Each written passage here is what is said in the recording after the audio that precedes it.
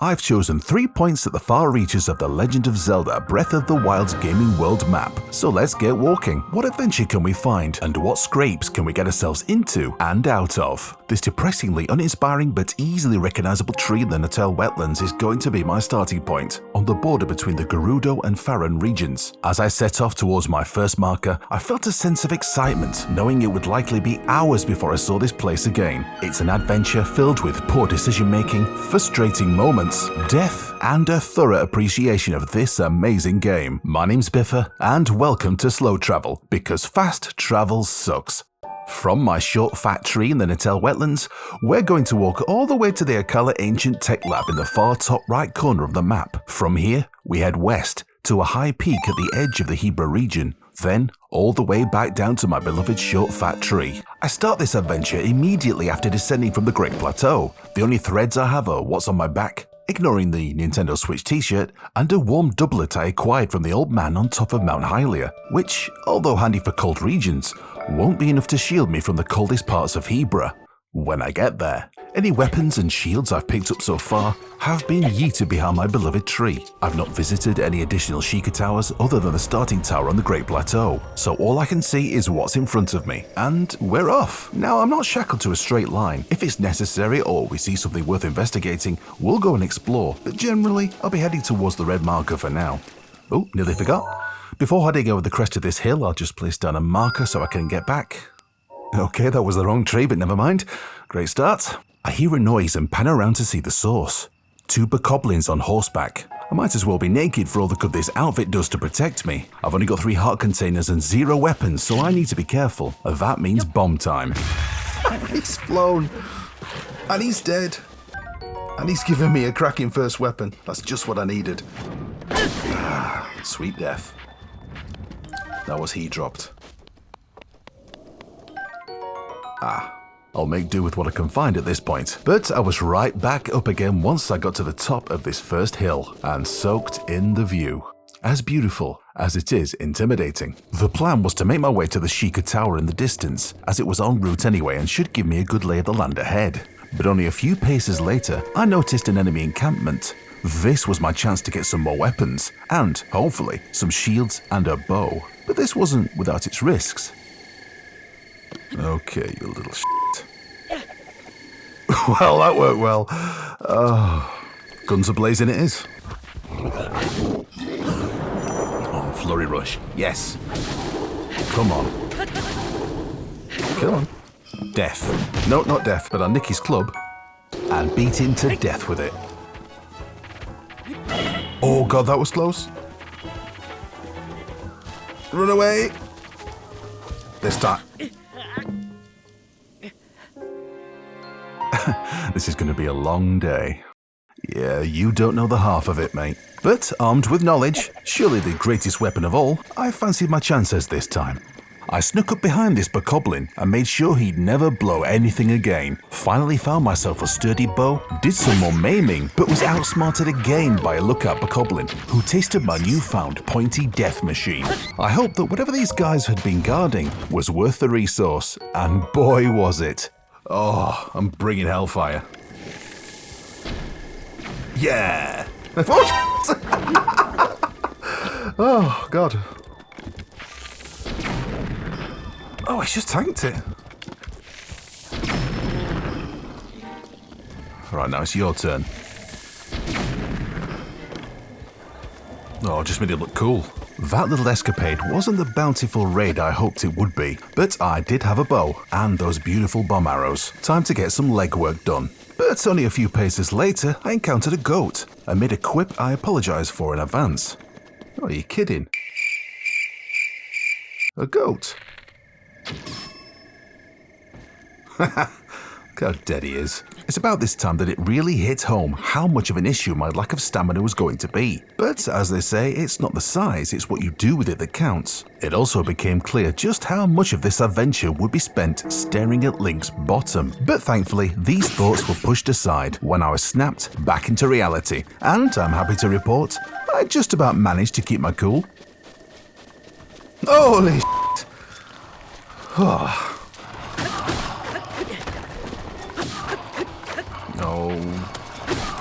I don't know how strong these arrows are. If one hits me, oh, just about. Ah, panic. Headshot, no. Missed completely. Groin shot.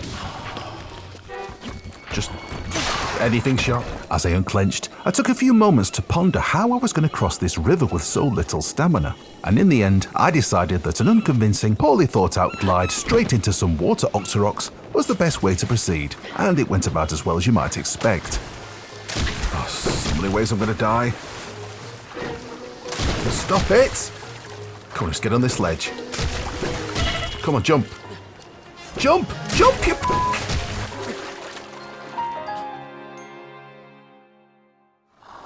I vented my anger in a healthy way by kicking a stale moblin's head into a ravine. Crossing the river had been foolish, so I glided over to a convenient ledge instead. And I think we all know what this rock is going to be. I usually enjoy dropping the boulders back onto the Korok's head, but his face was shaped like a heart, so for good karma, I didn't bother. Once I got to the top of the cliff, I encountered a fire whiz robe, as well as more bokoblins, so I needed to be careful. Oh, that was my heaviest hit, and it hardly touched him.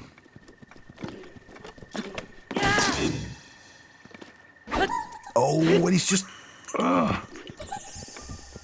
Got to be careful.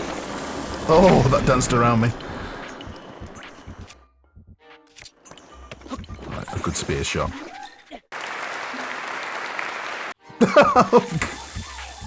Oh, you've got to be kidding. Get him! Dead. Good. No, more bullshit. I've got an idea. I'm going to need to light fires when I get to the cold regions, and this is just what I need.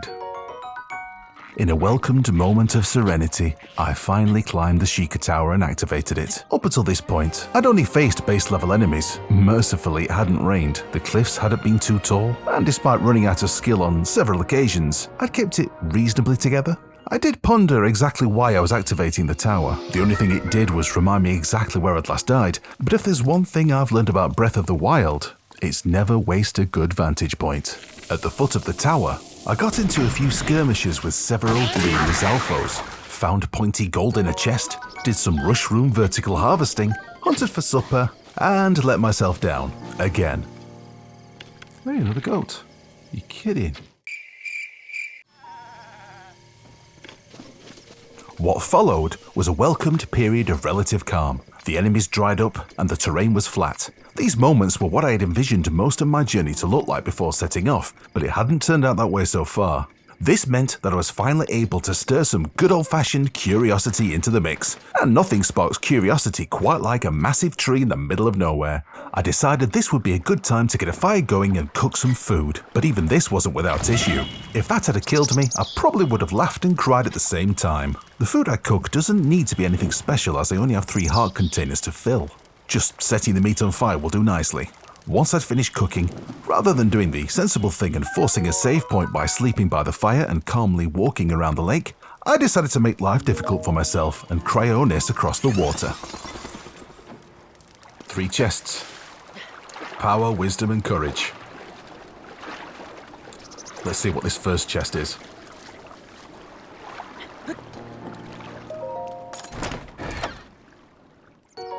Power! As you could probably tell, madness was setting in, and for full closure, the other 2 chests were a silver shield and a piece of opal, which I guess you could tie to being power, wisdom, and courage? Maybe?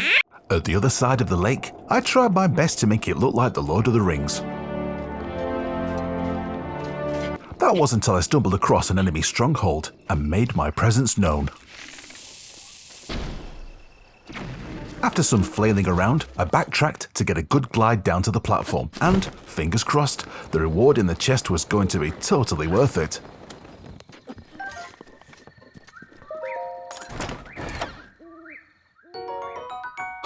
This was totally not worth it. And then for some reason, I thought setting off again while carrying a barrel was a good idea. If you count killing exactly 1 Keese with it as a good idea, I climbed over yet another hilltop and spotted yet another Sheikah Tower. That must surely be my next destination. So, after some fancy foot sliding, 2 opportunities for crap goat-themed jokes. And another disappointing chest. I jumped into the water and immediately knew how this was going to end. Oh, the current's taking me. I don't think I'm going to make this. No, I need to go over there. No, I ain't got the stamina. Can I hold this out? Come on, Link. You're not swimming like you're dying. Oh, I need to... It's right there. After not drowning, I managed to reach the tower, climbed to the top and activated it. Then it dawned on me that even after all this time, I wasn't even halfway to the Akala Ancient Tech Lab. Slow travel indeed.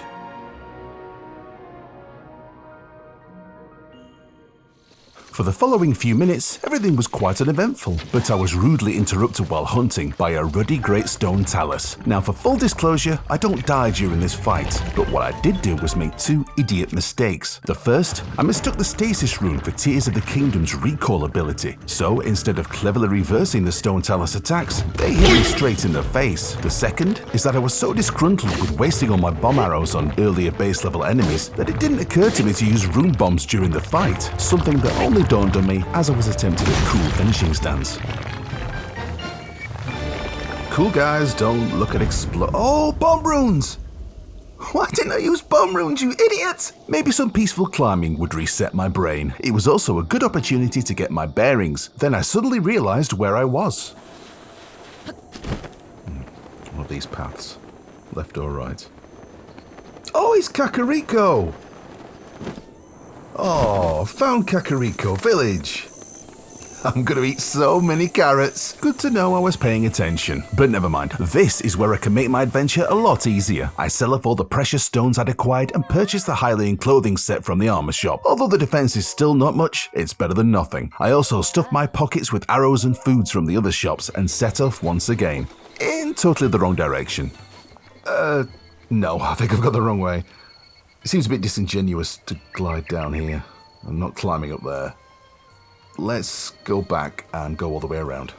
Yay, backtracking. I go back from whence I came, back out to the main entrance to the village. It was here I encountered 3 things. The first were a group of cursed bokoblins who naturally smacked me around a bit. The second was an absolute coward called Buggert, who ran away just when I needed him the most. But what he lacked in armed combat ability, he made up for in culinary prowess. He gave me some mighty seafood rice balls he was just carrying around with him, as a thank you for making sure he wasn't dead. But the third thing I encountered was a face that anyone who's played Breath of the Wild will recognize. Oh, it's Hestu, you broccoli-looking bastard. I can carry more weapons now, and get a weird-looking cultish dance. Broccoli aside, I figure any time spent helping Hestu would pay dividends down the line, so I set off to retrieve his beloved maracas, you coward, from a group of bokoblins at the other side of this passageway. Once they were dead, I let Hestu do the thing.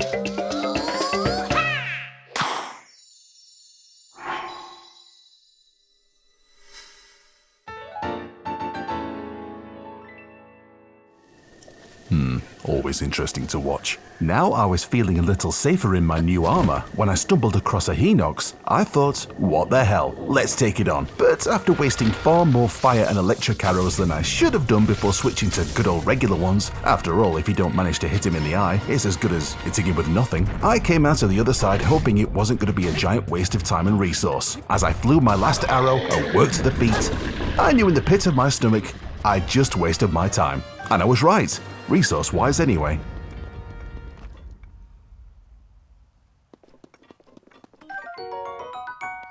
But this meager reward was by far and away the last high point I'd experienced for some time. From here onwards, we're going through what I eventually decided to nickname the Dark Ages. Only when I said it to myself, I included a colourful F-word in there somewhere.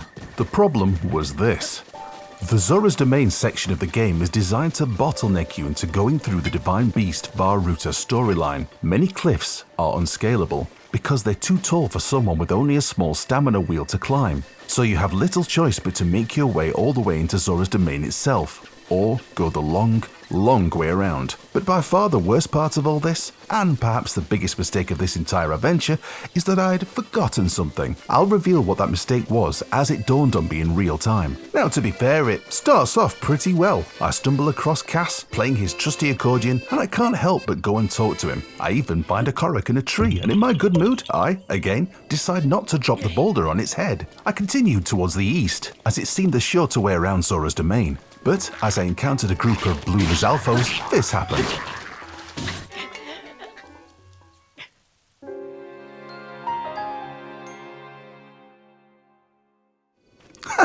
All in good fun, right? Yeah, I took this death as an omen and decided to put a little more thought into the best way to move forwards. It's like staring into the endless abyss. What am I going to do here? I don't fancy going through Zora's domain because I'll have to do all the build-up with Prince Sidon. I'll also need a Zora armor to climb the waterfalls. I can't remember if there's an available route where I can just walk all the way to the other side. I decided to try going west this time, but as I got closer, I changed my mind yet again. The route seemed like too much of a large diversion, so east it was. Again, this time, I took things steady. The first campsite went quite well. I had a bit of fun with these Lizalfos and even got some roasted bass for my trouble. And then I killed a duck. Quack, quack, mother. At this point, I couldn't remember if this dam on the side of Zora's domain had a staircase going up the side of it. I know one of them does, but I can't remember if this one does. In the end, with the rain pouring, I conclude it's not worth the risk and continue going east. Remember I said that. As I reached a beautiful looking rocky area and watched the moonlight dancing across its wet surface, I came up against a rather large obstacle, literally. After all this time, east was unpassable. Even if I could have ham-fisted an attempt at scaling the cliffs, the rain would make it impossible here. Man, what was with this rain? It won't stop. I had no choice but to go all the way back and head west after all. This was demoralizing. I tried to cheer myself up by thinking how much this section looked like the stone giants throwing rocks in The Hobbit: An Unexpected Journey. Giants! Stone giants! It didn't work. That's also the second and last reference to Tolkien's Middle-earth I'll make. It was dark, gloomy, raining, and depressing. When I came across a Korok behind a pile of rocks, you'd better believe he ate that boulder.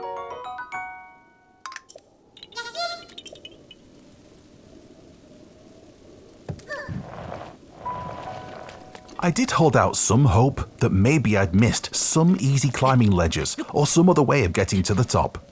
No luck. It seemed like I was walking forever until I noticed some rocks falling out of nowhere. I couldn't help but smile. Maybe Tolkien's stone giants were here after all. But then things went from bad to about as bad as it gets.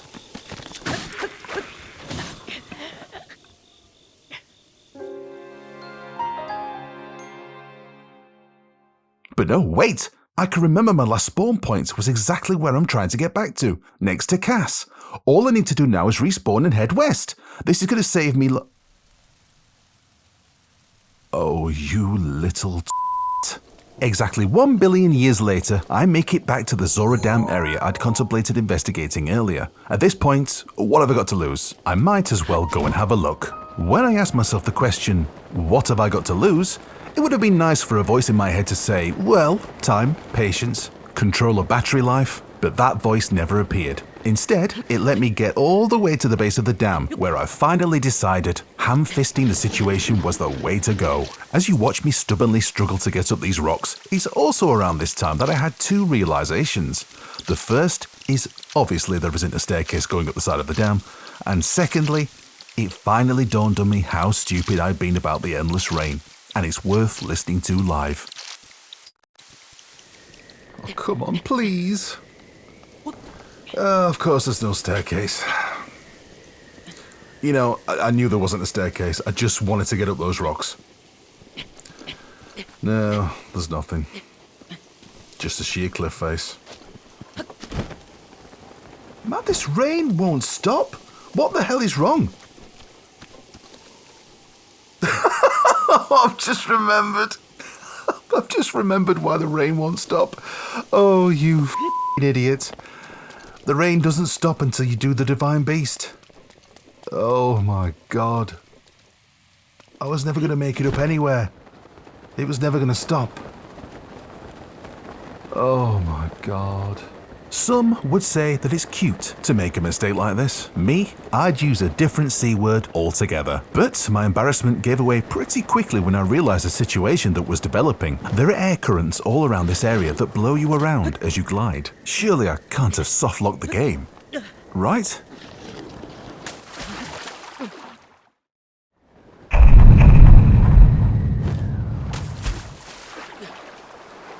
This is going to be tight. Come on. Please. Last try. Go on. Oh. Oh, this is even worse. Ooh, fish. No, no chance.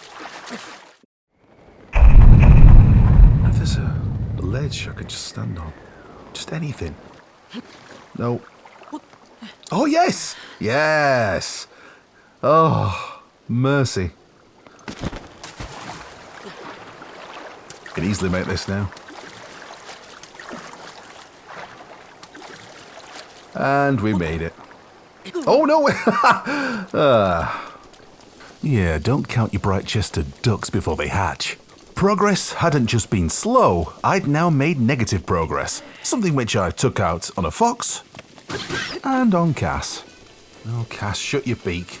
Same bloody song all day. But at least Cass was an indication that from here on in, I'd actually be making progress. I treated myself to an easy glide across the water and figured I'd try and have a period of predictable, stress-free travelling by sticking to the main tracks.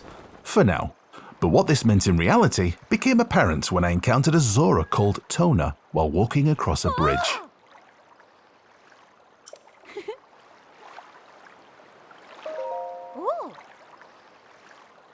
Lord knows I'd tried to avoid it. I tried to go up, around and everywhere there was, but I decided rather than risk another long and potentially time-wasting detour, let's just go through Zora's domain. And you know what that means? Anyone who's played Breath of the Wild knows that the path to Zora's domain is a long and dangerous one. Well, relatively dangerous, when you're juggling resources anyway. But one silver lining was that maybe the shop in Zora's domain would have things, like Kakariko Village, that could make my life easier. Speaking of making my life easier, one of the absolute staples of any Zelda game is the humble breakable pot. And would you believe it, I finally found one en route to Zora's domain. Let's see what's inside. Anyway, you know how this goes. I weaved my way around the paths and pockets of enemies, swapped out weapons for better ones that I came across, and put up with some truly awful slowdown. And then at the other side of Oran Bridge, after yet another interruption from Captain Smug, I found a cooking pot. It had been a while since I made any food, and it would be wise to set a respawn point too, just in case the worst happened.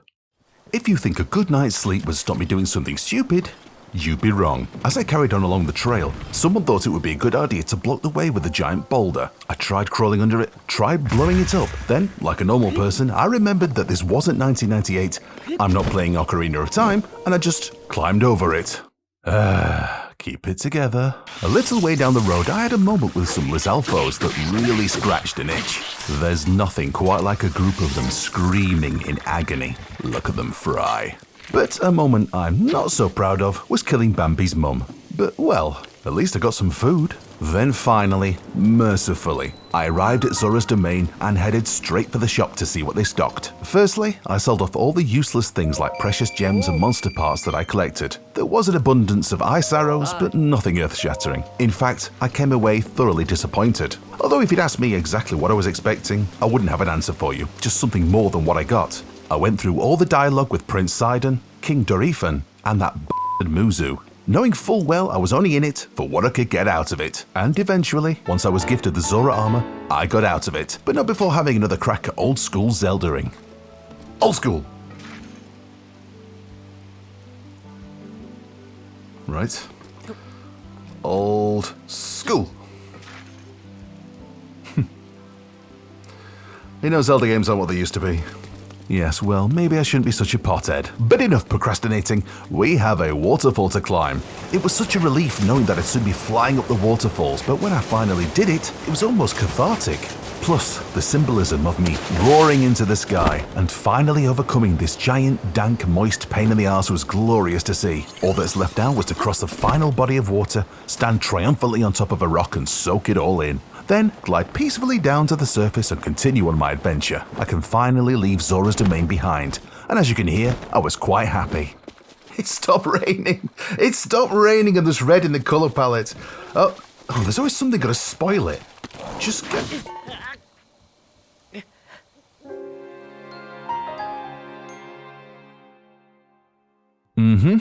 Yeah, I promise you I did try and block that. Obviously the bad karma I built up by dropping boulders onto Korok's heads and killing Bambi's mum had finally caught up with me. Let's try that again.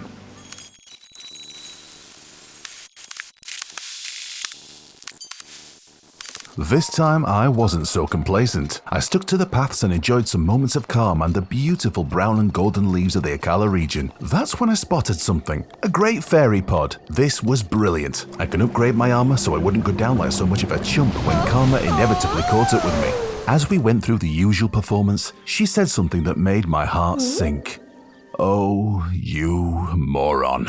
I'd forgotten that the great fairies require monster parts to upgrade clothing, and I just sold every damn part I had to a random Zora for nothing more than ever-increasingly useless rupees. Genius. But no, I wasn't going to let this get me down. I was so close to my first marker, and I absolutely love the Akala region. So when I stumbled across the East Akala stable, I figured I'd earn myself a little nose around. Then I noticed it. The man, the myth, the legend himself, Beedle. Oh, go on then. Let's see what he's got for me. Several seconds into the conversation, I remembered that Beedle is an absolute heel-clicking lunatic. So I took all his arrows, his radishes, and his carrots and put some distance between us. After spending the night in front of a roaring fire and getting dangerously close to role-playing, I remembered what I was supposed to be doing and set off. But only after a quick look at the animals and a totally irrelevant observation. Why would you put two sheep in with a chicken? Some questions may never be answered. I trekked by some more pleasing hills and trees. Not even this bastard was going to spoil the party. But then I saw something that could. A decayed guardian. Taking no chances, I gave it an unnecessarily wide berth and nearly fell off a cliff while doing so. But never mind. I was here. I'd finally made it. My first marker. Okay, it was a little off, but I did place it down blind. It could have been worse. I had a quick look around the lab and lit a fire, forcing a save state. Something I'm very glad I did, because as I set off west with a new sense of vigor, this happened.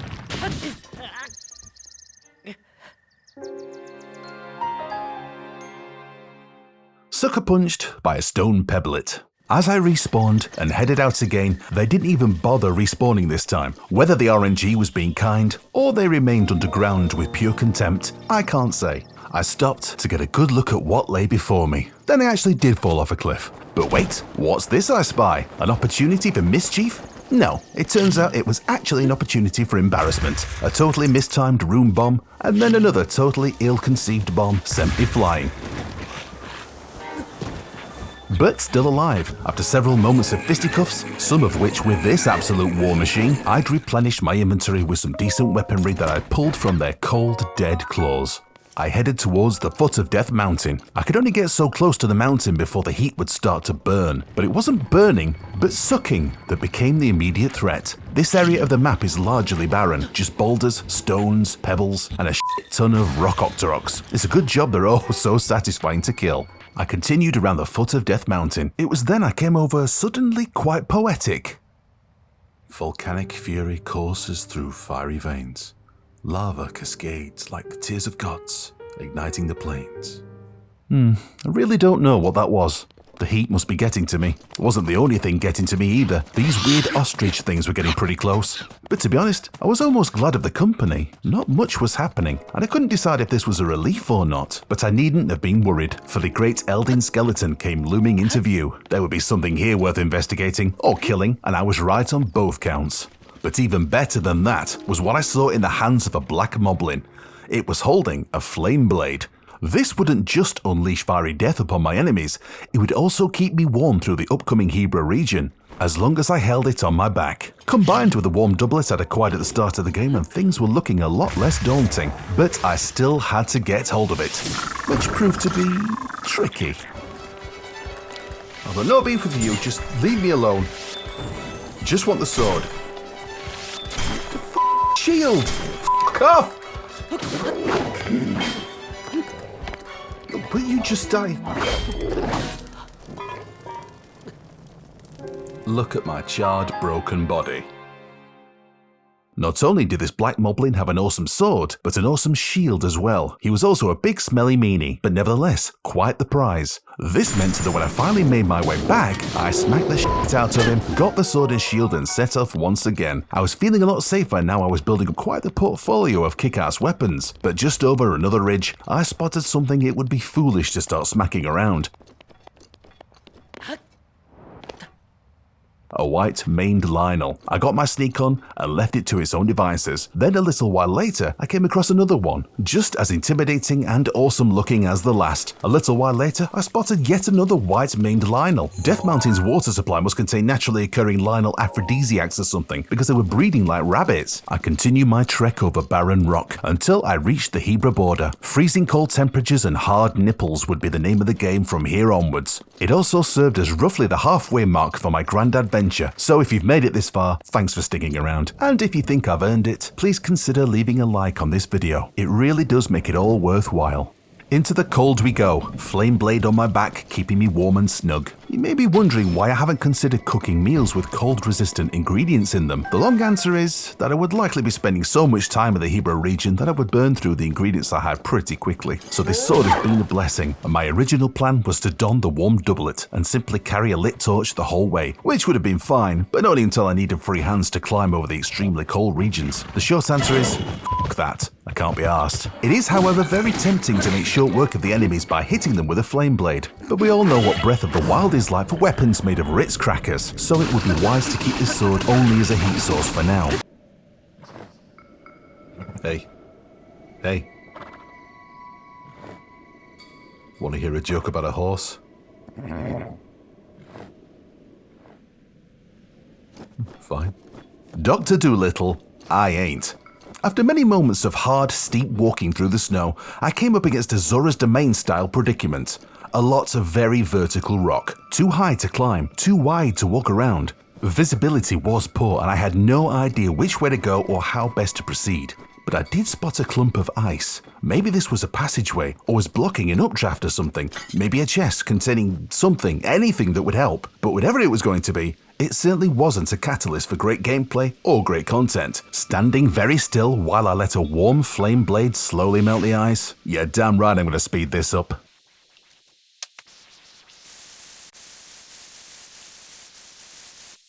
It wasn't until the final moments I knew perfectly well what this was going to end up being, and I'm sure you did too.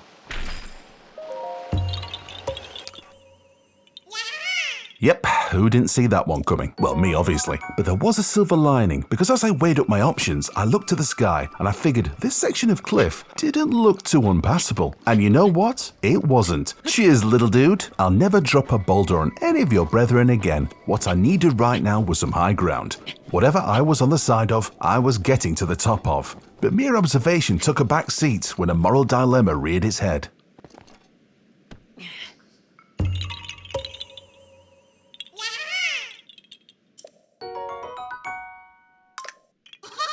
Oh, little Korok, why do you tempt me so?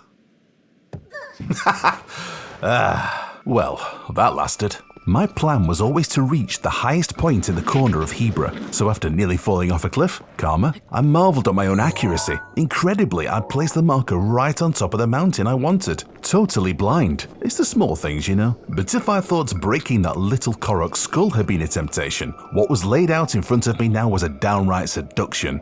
There was a log cabin all the way at the bottom of this mountain that was begging to be shield surfed all the way down, and you better believe I did it. Woohoo!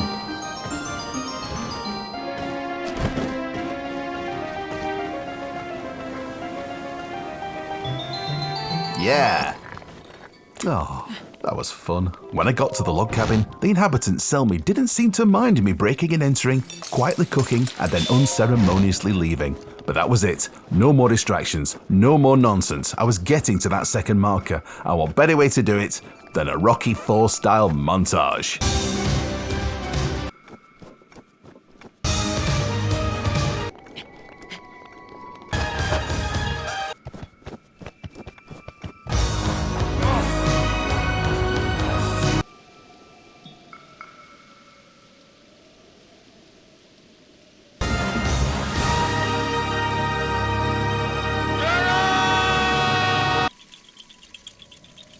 Okay, I'll admit, getting to the top wasn't the climax I thought it would be, spoiled as it was by this irritating Korok puzzle. But yay, I'd reached my second checkpoint, and made decent time too. I had plenty of resources, my flame blade was well intact, everything was looking peachy.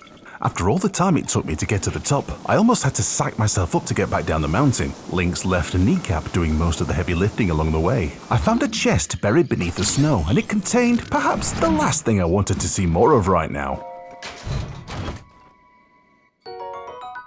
There was more climbing, more broken promises, and more standing very still for great lengths of time. I ploughed on through the thick snow until I eventually stumbled across a welcomed and familiar sight. The flight range came into view. After gliding down and stealing their arrows, I now knew that the Rito village wasn't too far away. But this was no time for complacency. I came close to letting my guard down when I encountered two of my old friends mounted on horseback. When they fancied a dance, I figured my trusty flame blade would enjoy seeing some action. Plus, sometimes you've just got to set a horse on fire. Further down the road, I noticed that the snow was giving way to the rock underneath, and another old friend came back to say hello. Rain! Rain, my old nemesis, I'm actually pleased to see you. I never thought I'd say that again.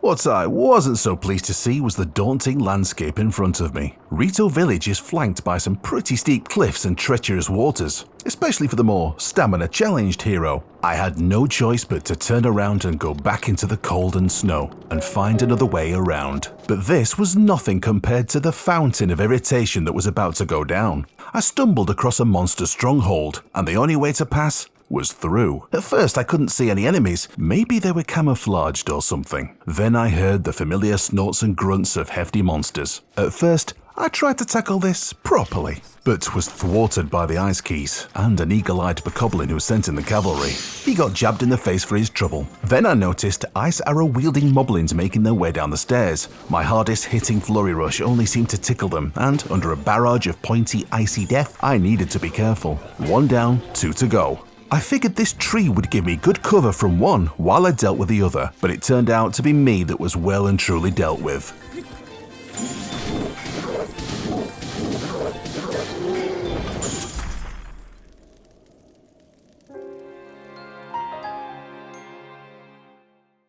But never mind, I was close to triumph, so all I had to do was reload and try again. Now I knew what I was dealing with, taking care of the keys and not alerting the lookout bokoblins seemed to be the key. Yeah, that didn't work. But never mind, as long as I took out the bokoblin, I should be fine. Yeah, that didn't work either. In a moment of vulnerability, a random explosion came to my aid and I was able to take care of the first moblin. I found out the hard way that ice arrows don't set off explosive kegs, and Link obviously can't walk on air. But either way, an arrow through the skull at point-blank range was, believe it or not, enough to put me in my place. Again. Maybe the third time's a charm. I had a sneaky seafood skewer which gave me a little stealth boost. And don't forget the old saying, if at first you don't succeed, don't be such a bullish moron. So I took out the keys, aced the lookout bokoblin, then another one blowing his horn? Where was he? Cover blown again. Time for the bullish moron to get to work. Then it was all over by the narrowest of narrow margins. How on earth did that arrow find me? Okay. No more Mr. Nice Guy. Brute force hadn't worked. Stealth hadn't worked. So maybe running headlong into the fray would be more successful. I scampered to the top and found the horny culprit himself and brought him a painful, fiery death. After all this messing around, you just knew the chest was going to be worth it, right?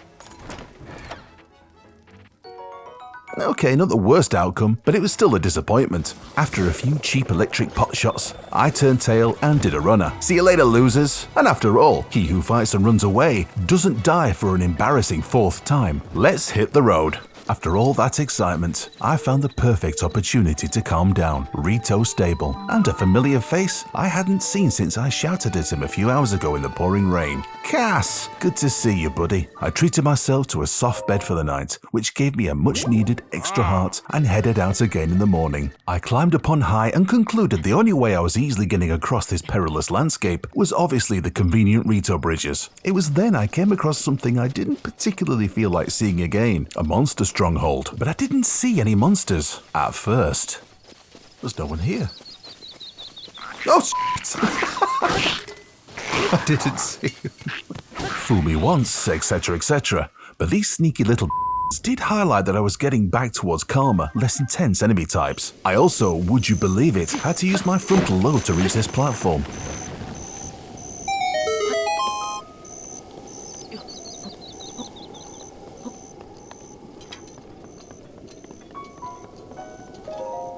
It's funny, a few hours ago finding 10 arrows in a chest would have made me gyrate for joy. Now with each new chest, I'm disappointed if it's not the Triforce itself jack-in-a-boxing into my face. I reached Tabantha Great Bridge, and Tabantha Bridge Stable was just ahead of that. But no time for stopping now, onward. But funnily enough, the one thing that did make me stop, curiously, was this signpost. Beware of bandits. Incidents of travellers being attacked in this area are on the rise. Travelling alone at night is dangerous. The Tabantha stable up ahead can guarantee your safety. Guarantee my safety? Who's going to guarantee anyone's safety at a stable? Cass and his accordion? Beedle the lunatic? I clearly reached the point in this adventure where shouting at wooden signs was now a thing. Over hills and plains I continued, soaking in the calm and the serene atmosphere, the twinkling piano music, the gentle blowing winds. And then I saw something that made me truly appreciate how close I was to reaching my goal. Hey, this looks like my tree, my short fat tree. I'm getting closer. The moments that followed were among my favourites of the entire journey. Some games you just sprint through and barely notice the little details. Breath of the Wild really does invite you to slow down and smell the roses. But sometimes it also asks you to smell the Korok poop too, but that's okay. It was then that the Great Plateau came into view. I also found a moment to stare out in wonder at this beautiful landscape, Death Mountain in the distance. I'd come so far, but this wasn't over yet. The Great Plateau did offer me the most binary of choices. Which way was I going to go around it? Left or right? I decided to go left after being convinced by this lovely tree. But not a moment later, I was rudely interrupted by a fire wizrobe. A fire wizrobe who hit a little harder than I was expecting. I figured I'd use this updraft to get a good strike on him, but I got caught in the tree and yeah. I certainly wasn't done yet, was I? I thought the only measured thing to do was completely and elementally annihilate him with an ice arrow. No one is jeopardizing my good mood, and definitely not a base level wizrobe. But I'll admit, I did let myself down shortly after with a joke that was well and truly into kidding goat territory. Well, well, well. What do we have here? Dad jokes. That's what we have here. It was the only thing we had here as well, as it threw up absolutely nothing of interest. Unless you count a level 3 rusty shield as something interesting, which obviously you don't. Way down the road I bumped into Mills and Mina, who were having trouble with a couple of bokoblins. 2 jabs to the face and they were gone. Hylia blessed these kick-ass weapons. Mills also rewarded me the same way everyone seems to reward me in Hyrule, with a spot of lunch. It was shortly after that a cursed bokoblin made the biggest mistake of his death. I decided he deserved a kind of ceremonious extra death for this disrespect. But what was I to do with him? Well, for now, he's keeping me company. His gnashing and snapping was music to my ears. My newfound friend needed a name, but what to call him? In the end, I decided to call him Snappy. Me and Snappy continued our journey together. He doesn't talk much, but at least he isn't heavy. When we passed by a monster stronghold, you should have seen the looks on their faces. What they must have thought seeing me and Snappy emerge from around the corner. They were so shocked, in fact, that some of them spontaneously combusted behind me. And then I found it, the perfect place to end Snappy's life all over again, the Bridge of Hylia. All good things must come to an end, my friend. Horrible snapping, gnashing things like you must also come to an end.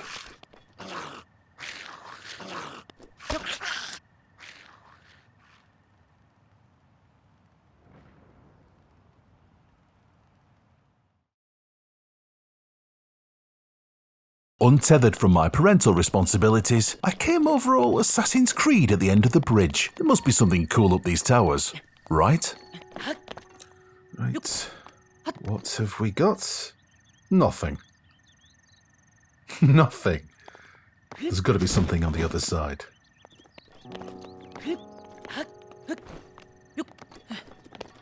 Nope, nothing here either. Thanks, bridge. It seems I'd gone from shouting at wooden signs to now shouting at stone bridges. At least it was an improvement in some sense. Maybe there was a steel girder I can scream at further down the road, who knows? But as it turns out, it wasn't a steel girder I ended up shouting at, but a humble Lizalfo, turning what should have been a routine arse-kicking into a humbling of my own.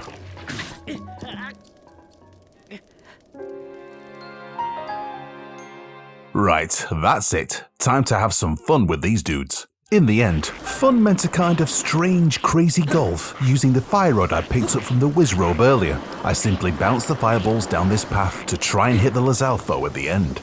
Oh, that's a good one. Oh, what a shot! Let's go for a double. Yes, well, one. Stop ruining everything.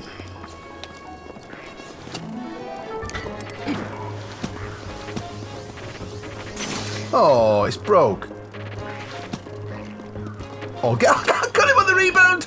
Got him on the rebound! Just when you think the game has thrown everything at you, it still manages to surprise. With a massive smile on my face, I decided to slaughter the remaining Lizalfos. But this didn't quite go to plan. I was nearly burned alive by this absolute demon, then smacked by this cold, dead, shark-like monstrosity. And it's fair to say, the smile was now wiped off my face.